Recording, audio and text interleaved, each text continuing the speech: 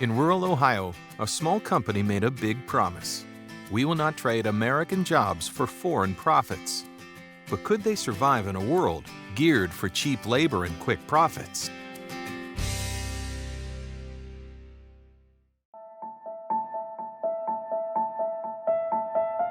Take a good look around, and you can see the ghosts from America's manufacturing past.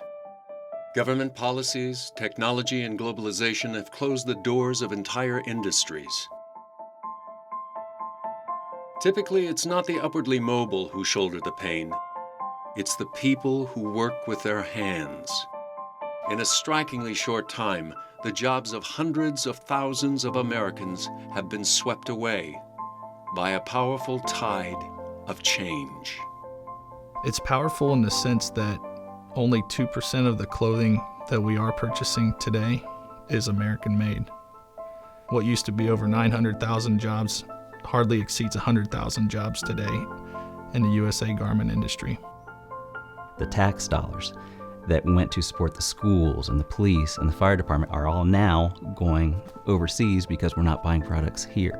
We want things fast and cheap, and we don't care how we get it. And ultimately that hurts American jobs and affects a lot of people. Even blue jeans, constructed from the most iconic fabric of Americana, has lost its native roots.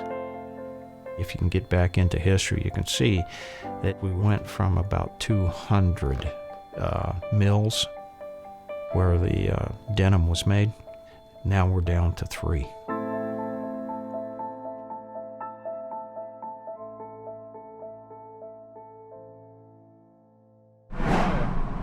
Seeing American manufacturing jobs vanish before his eyes didn't sit well with Lawson Nickol.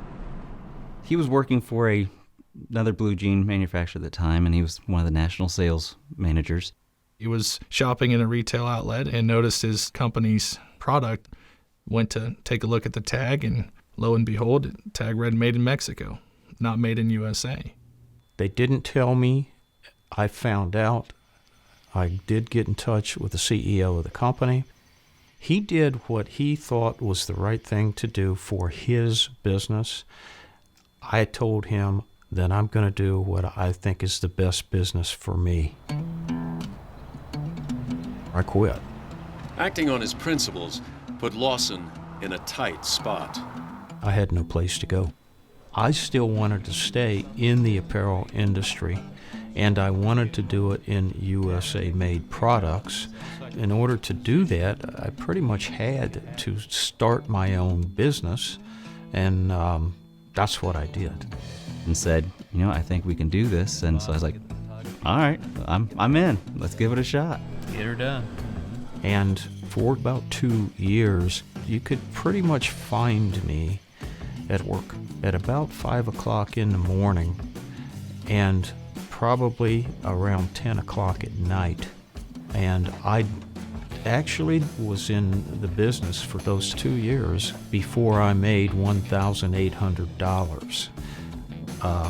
It got scary. Throughout the tough times, Lawson's wife, Marianne, never stopped believing. She took care of the kids. She'd make supper at night, 9 o'clock at night, if at 10 o'clock, 11 o'clock, if I still was working to do those types of things. She tried to just make it as comfortable as it could be. She helped me. As the company moved forward, 2 things defined it. All American Clothing is all about USA made, USA jobs. Everything that we source, everything that goes into our boxes that we ship products in, it's all USA made. The second building block was family. The company started with, it was me, my dad, and my mom.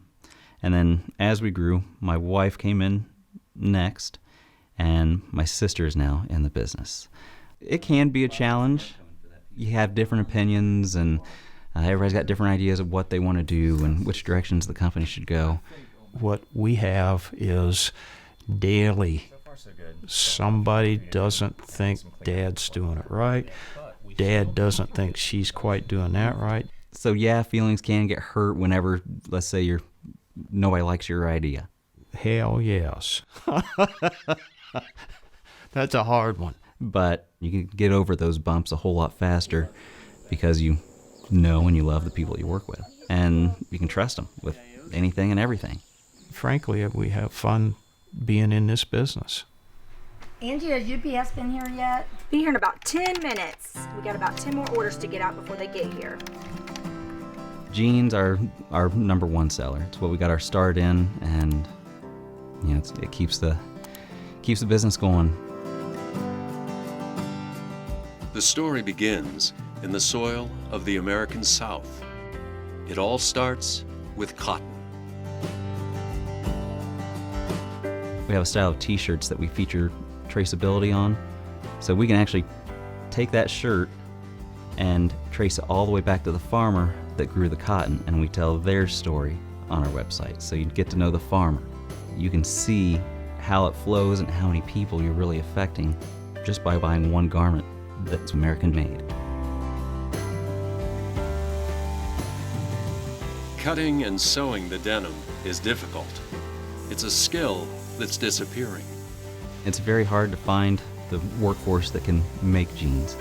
We use a plant in Kentucky right now, and they have, I want to say it's right around 50 people that cut and sew our jeans. And this was a plant that was originally, they were putting out right around 30,000 units a week for some of the larger name brands. But when they decided to move overseas, it just hurt this community. The best part of this whole thing is walking in and seeing 50 people working, and they need the job, and they're happy doing the job, and they are good at what they do. That's what it's about. It really is. That's wonderful.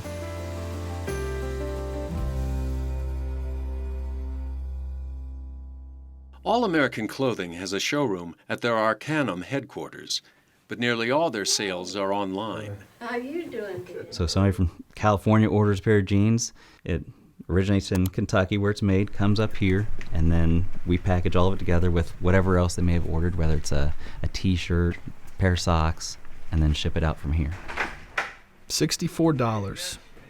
If each American spent just $64 on an American-made piece of clothing, it would generate over 200,000 new jobs. All Americans' online customers have a common question. Everybody wants to know, where's Arcanum?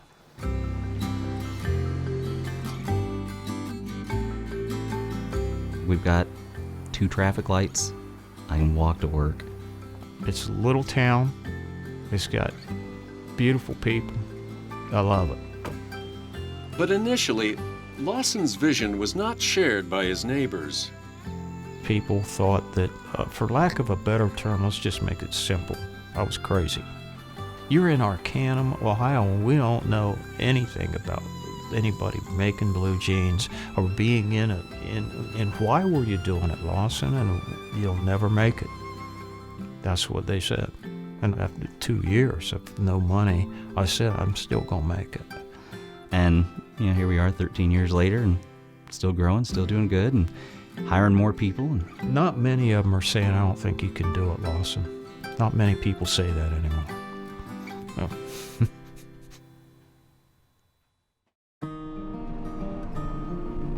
Lawson is a firecracker. You can find some competitive guys, passionate people throughout your lifetime, but Lawson takes it another level. He has a note that's on his desk that reads, "Make something happen today," and he lives by that. He makes something happen today, every day.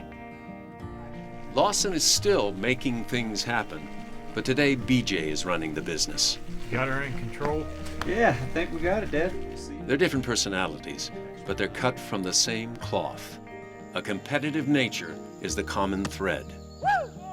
Competitiveness runs in the family. So we have fun and get competitive about, the littlest things.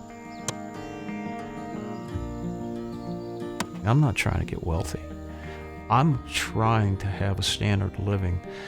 And then I want my children. and I want my employees to have a standard of living. That's who I am, and I take it to heart. Combine that with his competitive, we can do this attitude, you know that he's going to get things done, and, you know, he did.